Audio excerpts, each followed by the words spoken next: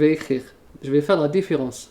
L'enthalpie molaire d'un gaz réel, P final, moins l'enthalpie molaire d'un gaz parfait est égal à l'enthalpie molaire standard plus RT ln de la fugacité sur P standard moins l'enthalpie standard toujours, mais cette fois-ci je vais pour l'équation du gaz parfait plus, donc comme ça, bon là c'est moins,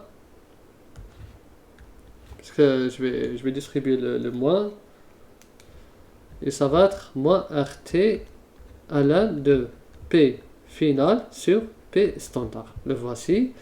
Donc l'enthalpie libre standard va être, et c'est la même, soit pour le gaz réel, soit pour le gaz parfait.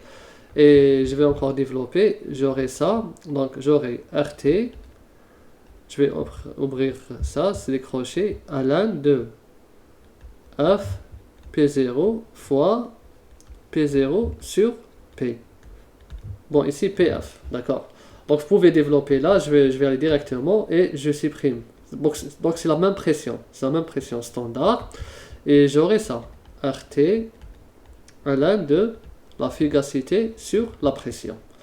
Et là c'est quoi? C'est juste RT ln, c'est quoi F sur P? On a répondu sur ça dans la question 2, c'est juste le coefficient d'activité.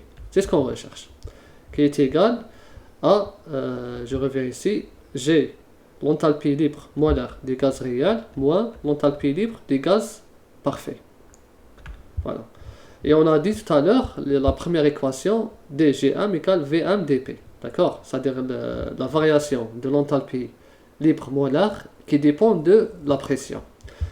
Cette expression elle est valable pour un solide, un liquide ou bien un gaz. Donc on va poursuivre. Donc là on va remplacer.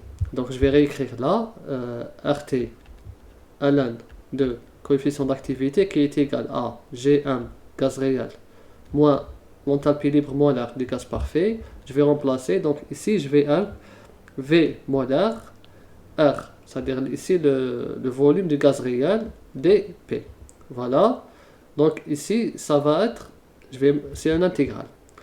Puisque là c'était D. D'accord, c'est la dérivée, donc la différentielle D. Donc quand j'enlève le D, je fais l'intégrale, moins, toujours, ici toujours, donc ça va être, c'est le gaz parfait. Je vais faire juste Vm, là c'est un gaz parfait, dP. Donc cette équation, elle représente la partie gaz réel et la partie gaz parfait. Je vais encore simplifier. Bon, ici, on a P initial, P final. Il ne faut pas oublier qu'on est en train d'étudier la variation de l'enthalpie libre en fonction de la pression. P initial, P final. Donc ça va être P initial, P final. Ça va être Vm du gaz réel moins Vm du gaz parfait dP. Voilà. Maintenant, puisque c'est un gaz parfait, on a dit qu'un gaz réel il se comporte comme un gaz parfait quand le P tend vers 0. D'accord? Donc ici, regardez, là, c'est-à-dire l'initial, final. C'est-à-dire,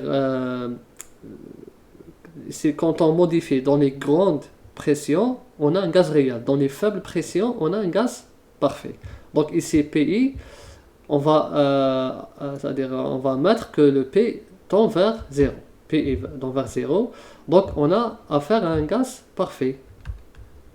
Et quand on attend un gaz parfait, le volume molaire du gaz parfait, c'est quoi? C'est RT sur P. Et on va remplacer.